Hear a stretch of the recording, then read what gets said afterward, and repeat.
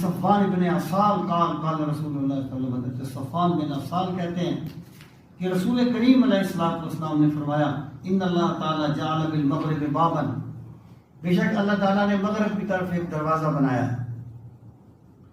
عرضہ مسیرۃ 70 عاما للتوبہ، وہ توبہ کے لیے دروازہ ہے جو 70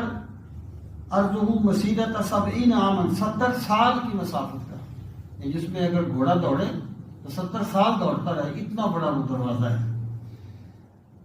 لا یغلق ما لم تطلع الشمس من قبلہ، وہ دروازہ بند نہیں کیا جائے گا جب تک مغرب کی طرف سے سورج طلوع نہیں ہو جائے گا۔ یہ مغرب کی طرف سورج کا طلوع ہونا یہ قیامت کی علامات کبریٰ میں سے ایک علامت ہے، جیسے امام مہدی کا آنا، حضرت عیسیٰ کا نزول، دجال کا ظہور، دعوت الارض کا ظہور، زلزلے، خسف، ایک علامت یہ ہے مغرب سے سورج کا ذکر۔ ذالک قول اللہ تعالیٰ، اور اللہ تعالیٰ کے اس فرمان کا یہی مطلب ہے یوم یاتی بعد آیات ربک، جس دن تیرے رب کی آیات آ جائیں گی، لا ينفع نفسا ایمانھا، اس دن ان کا ایمان کوئی نفع نہیں دے گا،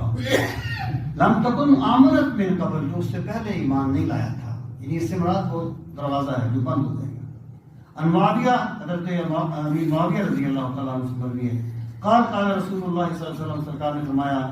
لا تنقطع الہجرہ حتی تنقطع التوبہ، حتی تنقطع التوبہ، کہ ہجرت منقطع نہیں ہوگی یہاں تک کہ توبہ منقطع ہو جائے۔ اب ہجرت ایک تو وہ ہے نا جو مکہ مکرمہ سے مدینہ منورہ میں کرنی فرض تھی، وہ تو ختم ہو گئی تھی، جب اسلام کو غلبہ مل گیا وہ تو اس کی لاجک تھی، وہ ختم ہو گئی، تو وہ تو ختم ہو گئی۔ یہ ہجرت سے مراد کیا ہے؟ گناہوں کو چھوڑنا، یعنی مہاجر صرف وہی نہیں ہوتا جو ایک وطن چھوڑتا ہے، مہاجر وہ بھی ہے جو گناہ چھوڑتا ہے، گناہ چھوڑ کے نیکی کی طرف آتا ہے، وہ بھی مہاجر ہے۔ تو سرکار نے اس حدیث پاک کا مطلب یہ ہے کہ جب تک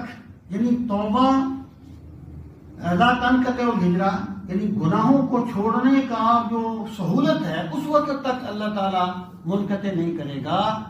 جب تک کہ توبہ کا دروازہ بند نہیں ہو جائے گا۔